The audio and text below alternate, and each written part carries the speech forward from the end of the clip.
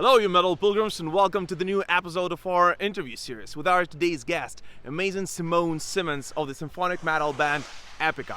Simone and I, among other things, will be speaking about the band's upcoming studio release Omega, the creative process behind it, classical music, the state of metal, and much more. Yet, before we start, I'd like to take a moment and ask you to support Metal Pilgrim channel and like, comment, share this video, and of course subscribe to Metal Pilgrim on YouTube and any other social media you actually hang out at to be able to submit your questions for all future interview guests. Stay tuned with the updates and for more exclusive rock and metal content. Here you go.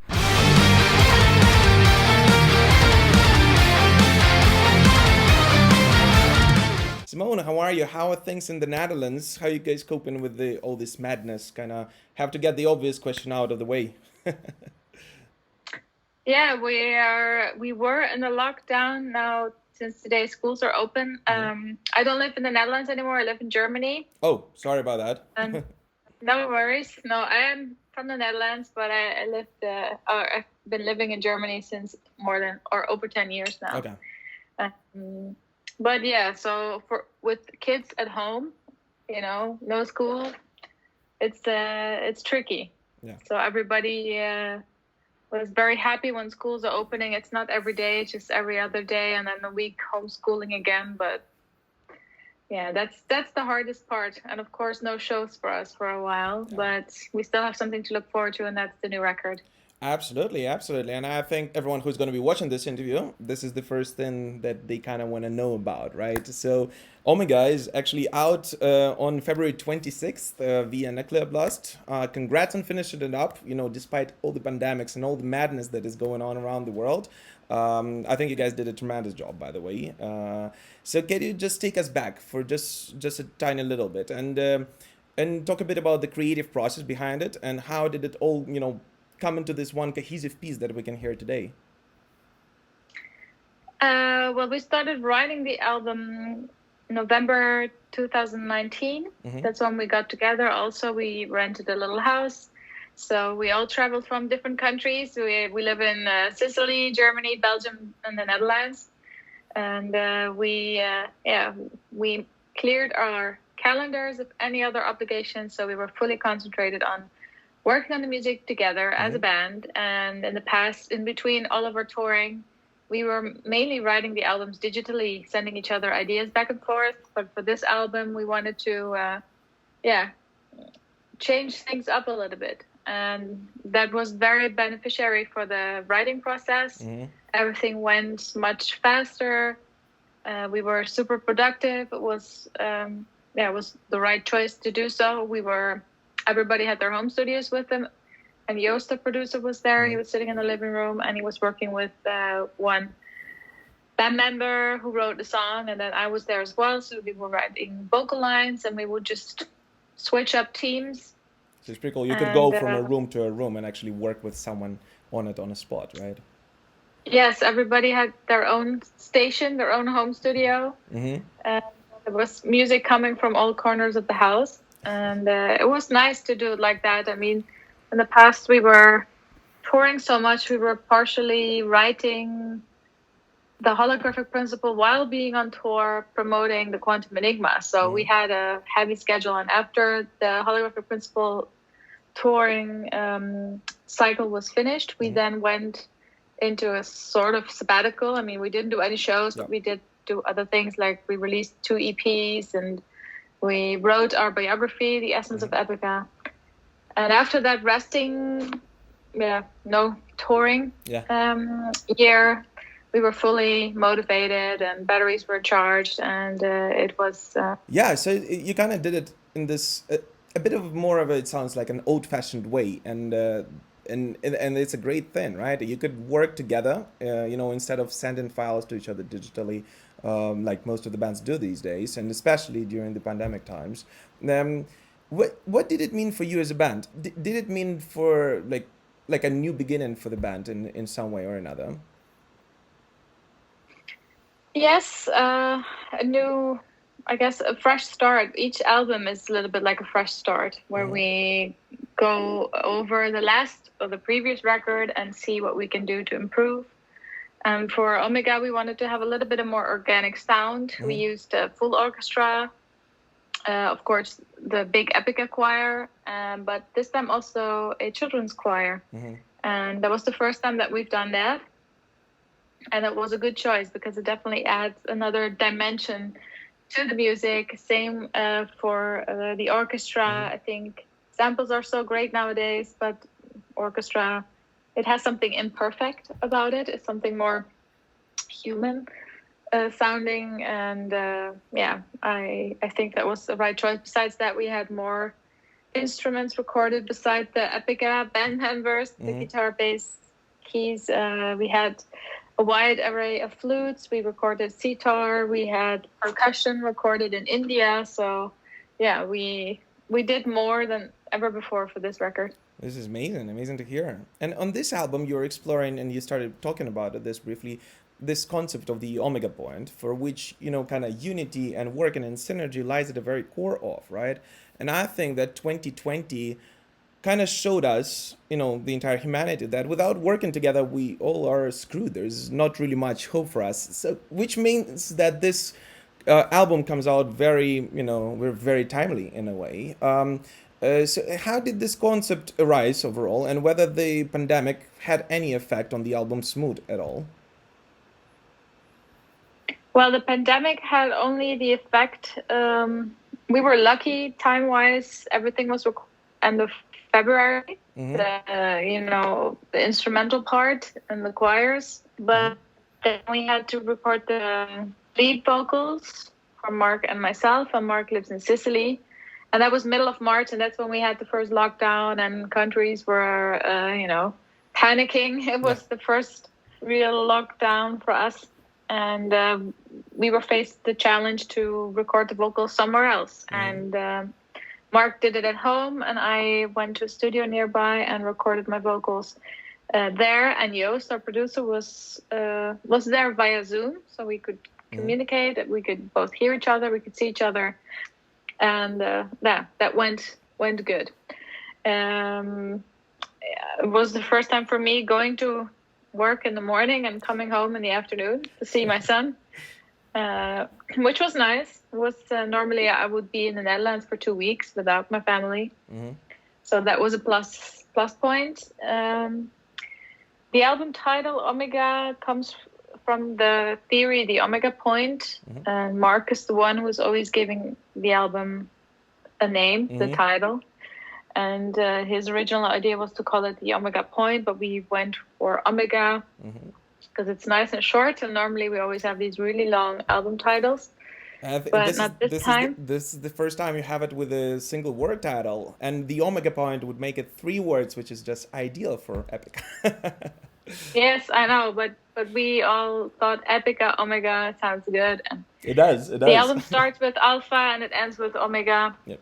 And the Omega point is the spiritual belief and scientific speculation that everything in the universe is coming together to one final point of divine unification. So that's literally the highest point. The Big Bang is the origin of the universe, and the Omega point is like the end point. Yeah. And that is something Mark chose to write about for his lyrics. Partially, the lyrics have been inspired by the sacred geometry teachings, and also the emerald tablets, which are the oldest found wisdom stones. And there's this recurring theme of light and dark, the balance or disbalance of them.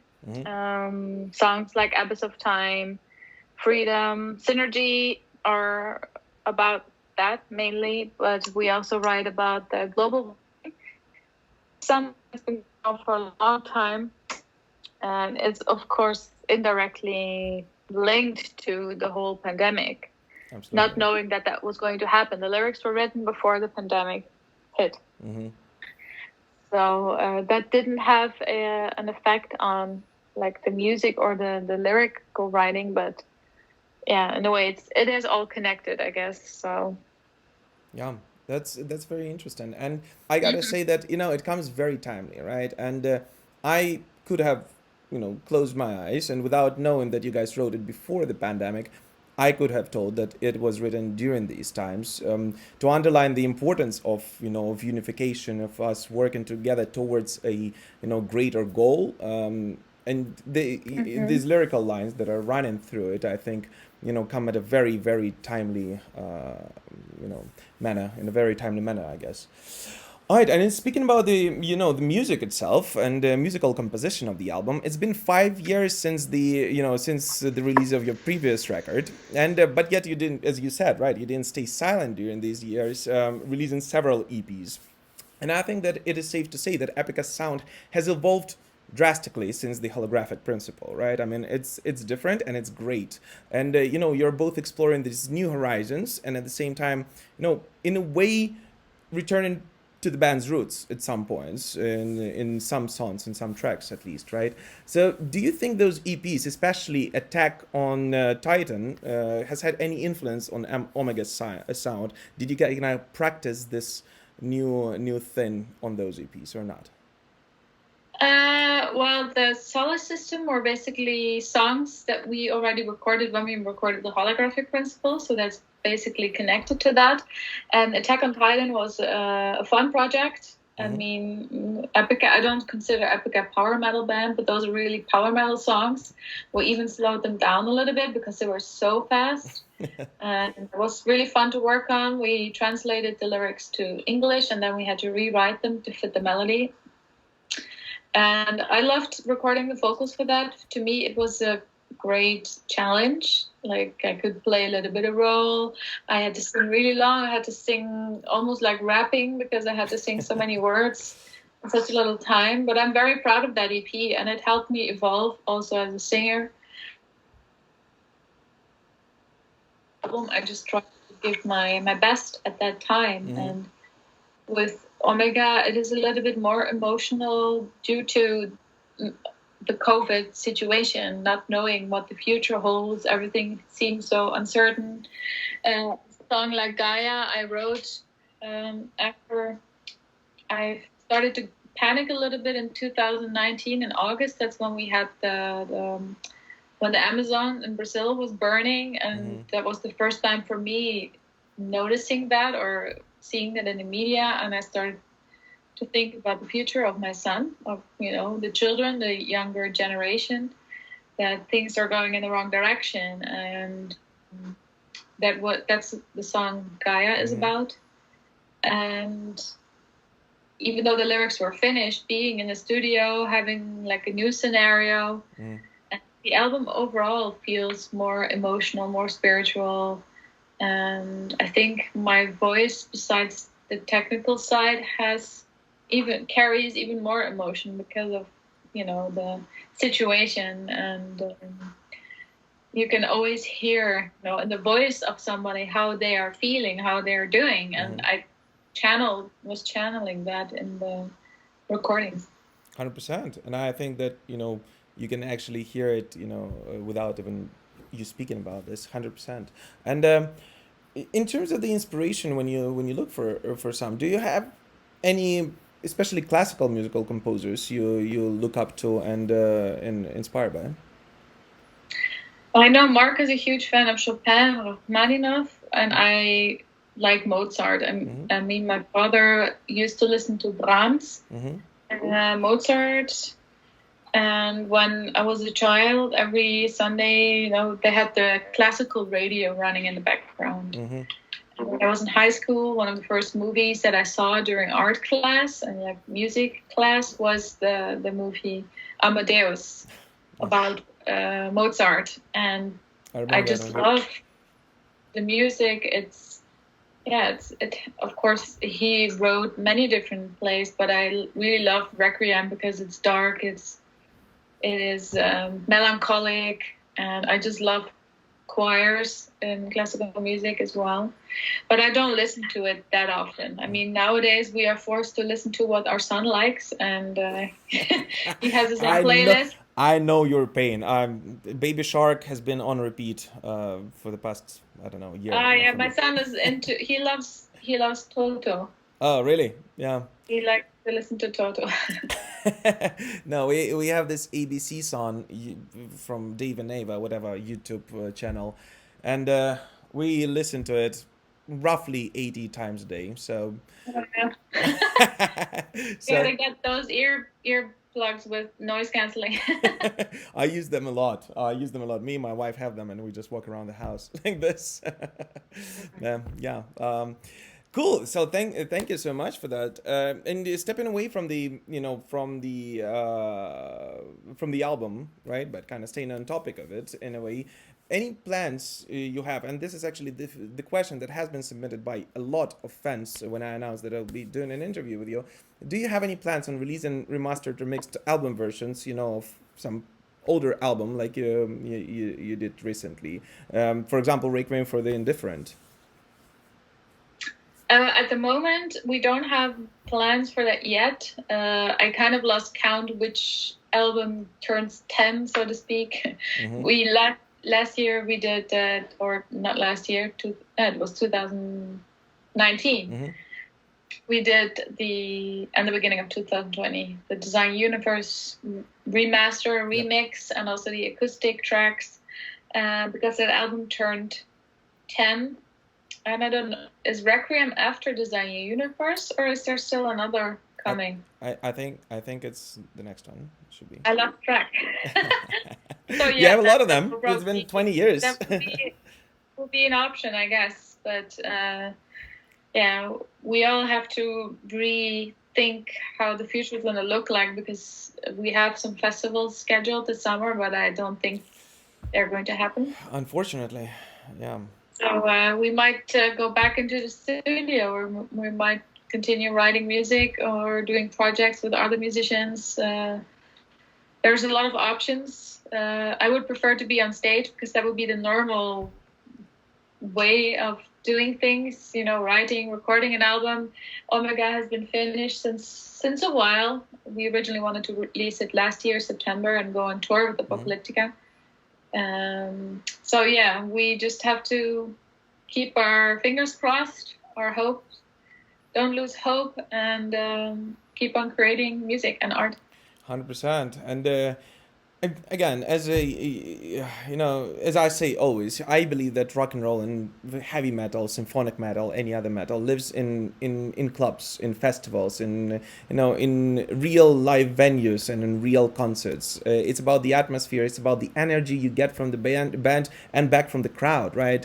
Online events are great for the time being, I guess, because this is the only thing we can kind of have at the moment. But we all do hope that, life will get back to something that we can call normal, and we all have to do our part for it. I don't know, wash our hands, wear a mask if that's what you have to do, guys. This is no joke. Don't be stupid about it, and let's just get it over with. Let's work together in synergy for the greater point. Simone, in addition to being an epic vocalist, you're also a photographer, a blogger, and so many other things actually. How do you have time? How do you find time for all that? And any other projects that you're currently working on that we will see from you?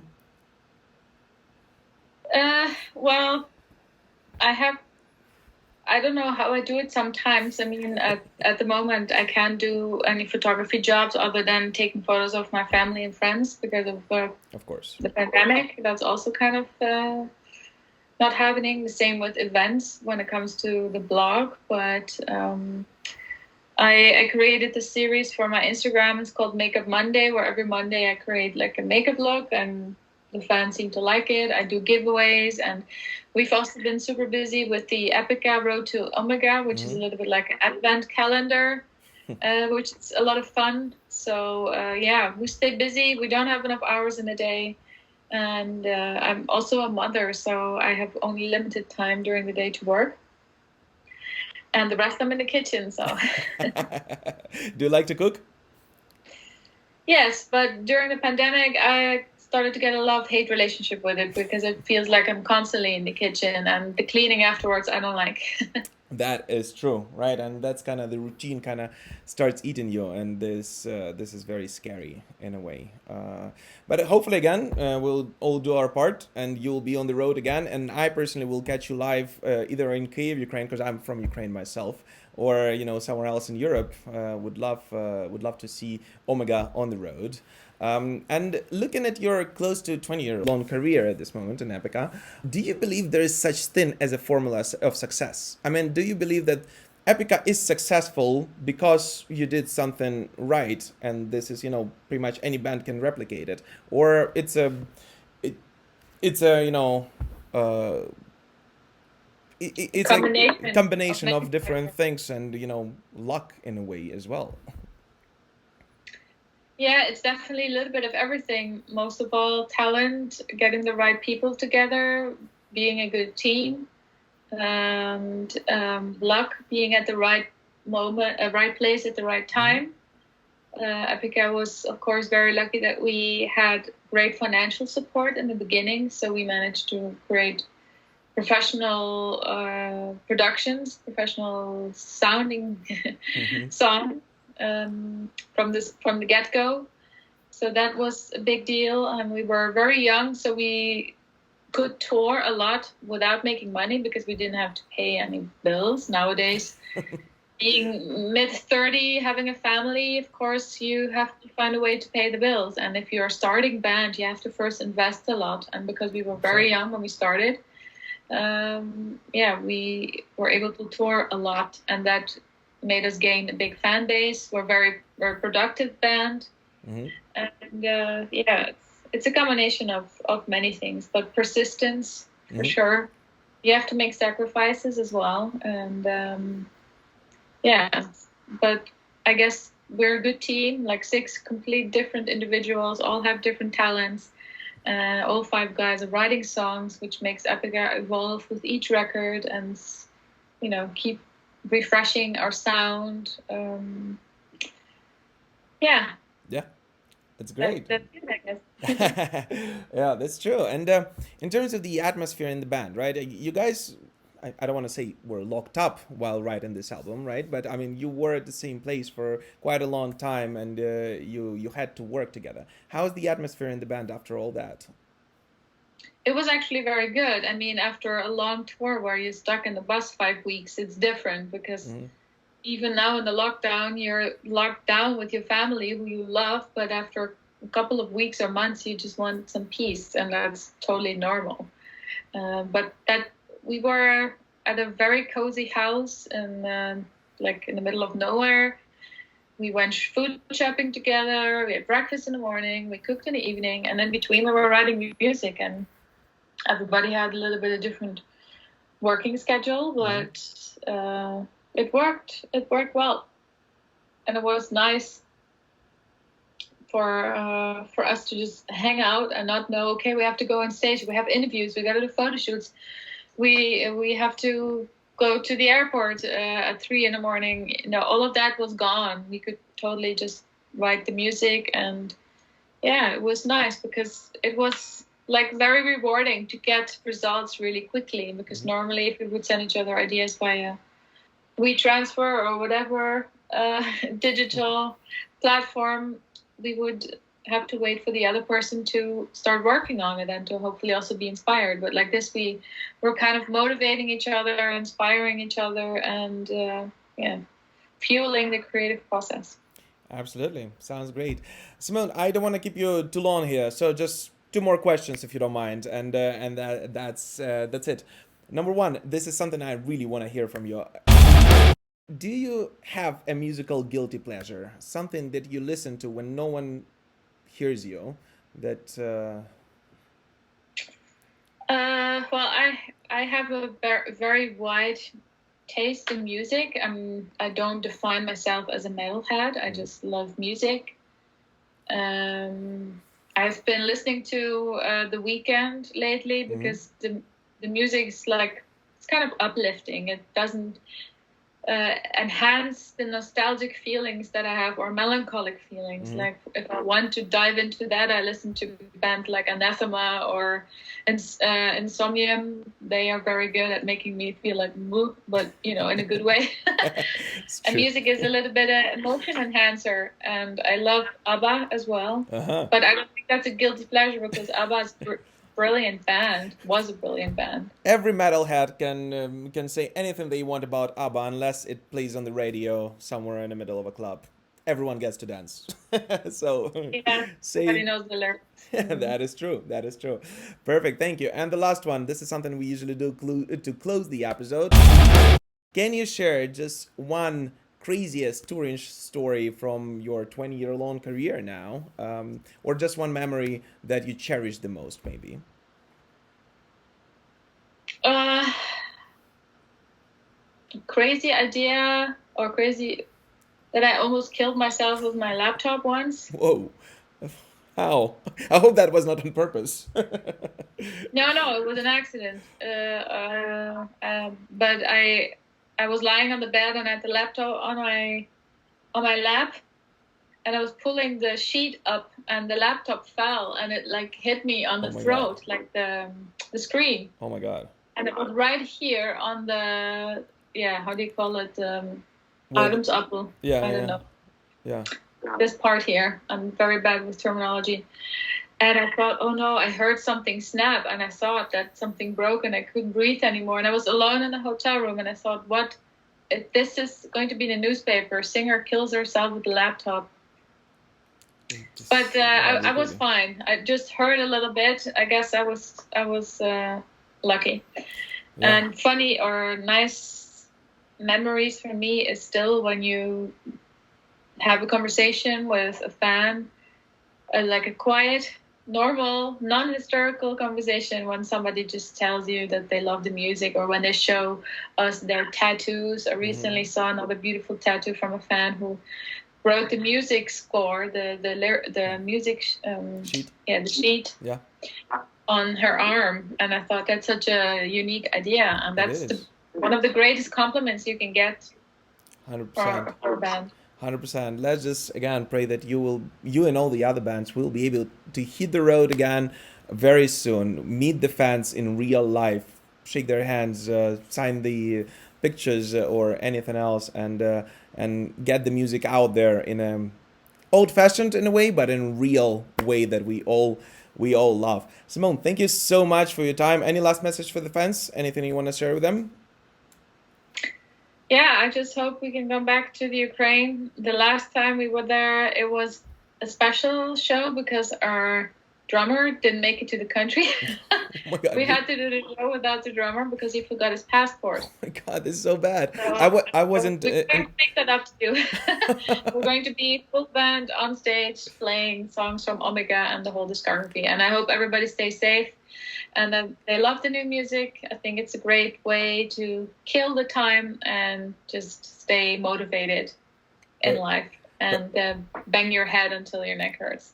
Perfect. Thank you so much, Simone. Just as a reminder, Omega is out on February 26th via Nuclear Blast. Make sure you check it out. It's a great record. Believe me, you will enjoy it a lot. Simone, thank you so much. Keep rocking. See ya. Thank you. Thanks. Bye-bye. Thanks.